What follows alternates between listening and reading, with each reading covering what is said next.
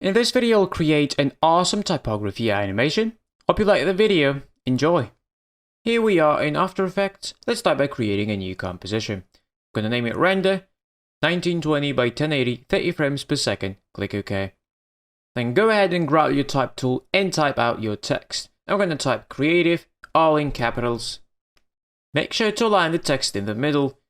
Then hold the Control key and double click the Pan Behind tool right here to center the anchor point. Now switch back to the selection tool and expand the properties of the text. Then click on the Animate button and add opacity. Then click on the Add button, property, and add tracking.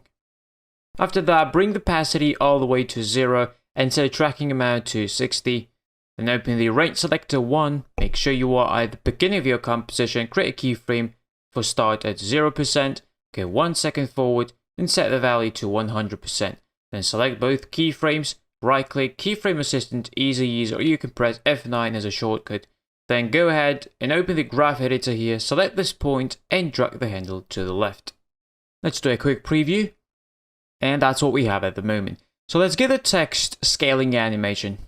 Go to 1 second mark, we already have a keyframe there. Press S to bring up the scale properties and create a keyframe for scale. Set the value to 130%. Then go and place your playhead at 15 frames and drag the keyframe to that. So exactly half a second. Then go 1 second forward from here, so 1 second 15 frames, and set the scale back to 100. Then select both keyframes, press F9 to apply the easy ease effect. Go to the graph editor and do the same thing. Grab the handle and pull it to the left. After quickly previewing the text, we can proceed to adding layers on top and on the bottom. So select your main text that says Creative in my case and press Ctrl D to create a duplicate. And let's rename the duplicate to Top 1. And also change the color of it to a different one. So I'll choose green here. Then open the properties, go to text, select the animator 1 and press delete. We don't need the animator here. Also press U to bring out the scale properties and just remove the keyframe by clicking on the stopwatch, and make sure you are at 100% though. Let's actually pull the top 1 layer up a bit.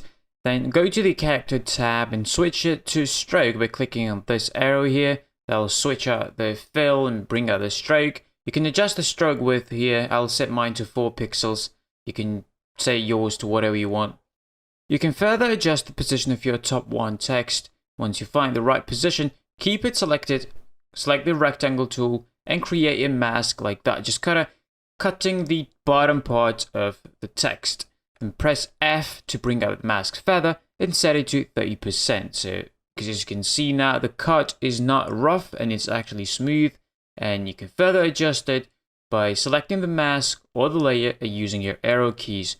As you can see, I'm using the arrow keys to adjust the position of the layer and of the mask as well. That allows you to move pixel by pixel and be really precise. So use your arrow keys. Then select the top 1 layer, press Ctrl D again and create top 1 layer and pull it up a bit and place it accordingly. And now press M to bring out the mask path.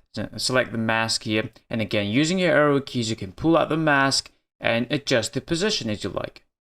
So once you find the right position, select the top 2 layer, press Ctrl D to create another duplicate. So pull it up and place it accordingly. Again press M to bring out the mask path, select the mask 1 and again use your arrow keys and adjust the mask. That should look something like this. Once you're done creating and adjusting the top layers, let's continue with the bottom layers. So select the top 1 layer, press Ctrl D to create a duplicate. Let's rename this to bot 1, so bot for bottom, give it a different color. So let's choose blue and place the bot 1 layer under the top 1 just to stay organized. Adjust the position of your bot 1 layer to place it under your main text like that. Press M to bring out the mask path. Select the mask 1, drag on any point here and bring the mask down, so this time cover the top part of the text. And again you can use your arrow keys to adjust the position of your layer or the mask. You can even zoom in this to be even more precise. And once you're done adjusting the bot 1 layer, select it, press Ctrl D to create a bot 2 layer and bring it under the bot 1 again just to stay organized. And bring the layer down a bit, adjust the position. Then press M to to bring out the mask path. As always, select the mask, use the arrow keys to bring the mask down and adjust its position. And let's create our third and last bot 3 layer, bring it under the bot 2, then adjust its position as you can see on your screen. Press M to bring out the mask path, select the mask, and use the arrow keys to bring the mask down a bit. Once you're done adjusting all the layers, it should look something like this, and once you're happy with it, let's proceed to adding animation to all the layers. Let's move to the beginning of your composition and hide the main text, the red one that says creative. Let's add the first animation to top 1 layer, select it, expand the properties, click on the animate button, and add position. The normal position will not work because we're working with masks, and that's important. Make sure to select the position here. And click on the add button here and add tracking.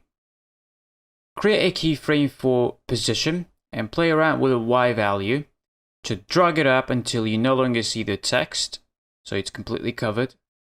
Just like that, then go 1 second forward, so to 1 second exactly, and set position Y value back to 0. Then go to 15 frames, so half a second, create a keyframe for tracking amount 0, then go 1 second forward from here, so 1 second 15 frames, and set tracking amount to 30. Now select the keyframes. Let's select the position keyframes first. Select them, press F9 to ease them, head over to the graph editor, drag the handle and pull it to the left. Then select the tracking keyframes. Once again, press F9, go to the graph editor and create a peak in the middle. So drag the handles, both of them, in the middle. Now let's do a preview. So that's a nice snappy animation now. We can proceed to apply this animation to all the other layers. So select the animator 1, press Ctrl C to copy it. Make sure you are at the beginning of your composition. Select all the other layers, so top 2, 3, and all the bot layers. Select them all and press Ctrl V to paste the animation to all of them. Now let's adjust the position values of all the layers. Press U to see all the keyframes. Let's drag this up so we can get more space. We'll need to slightly adjust the position values though, not much. So for the top 2, we can lower the Y values so it looks more in sync, and do the same for the top 3. Look, you can lower it even further. So as you can see, it'll be something like 45. The bot layers will need a bit more adjusting because we need to change the direction that the layer is coming from. So for the bot 2, go into the negative values, so minus 120. For the bot 2, a bit less than that, minus 81. And for the bot 3, it should be even less, so minus 60 will do it. And by previewing, you can see the effect we're getting here. Now let's quickly adjust the tracking amount of all the layers. So for top 1 and bot 1, the tracking will be 30. For top 2, it'll be 60. Same for the bot 2, 60. And for the top 3 and bot 3, set the tracking amount to 90. That'll create kind of a staircase, if you will. Let's bring our main text back so we can see what's going on. So let's preview this. As you can see, the animation timing is a bit off. Now we need to adjust that. Let's go ahead and sync the layers popping up with the scaling down of our main text. So let's go to 1 second mark. Select all the top and bot layers and drag the layers start point to that 1 second mark. Let's do a quick preview. And as you can see, that's still way off. So let's move 5 frames back from here. So count back 5 frames. And adjust the start point of top and bot layers. So that's a bit better. We can do it even slightly better. So let's move 3 frames back from here. 1, 2, 3, and again adjust the timings. And that should look perfect in my opinion. And that's pretty much it. The main part of our animation is complete. Now let's proceed to creating the RGB effect. For this, you'll need to select all the layers. Right-click, pre-compose. Let's name this animation, once again to stay organized. Click OK. It will need to apply an effect called Shift Channels. Go to the Effect and Presets tab, and here search for Shift Channels. Apply this to the animation layer. And here we need to change a couple of settings. So take red from, leave it at red. Where it says take green from, bring the drop down, set it to full off, and take blue from, full off. Now select the layer and press Ctrl D to create a duplicate. And from here, set red to full off and take green from green. And once again, Ctrl D to duplicate the layer. Set green to full off and take blue from blue.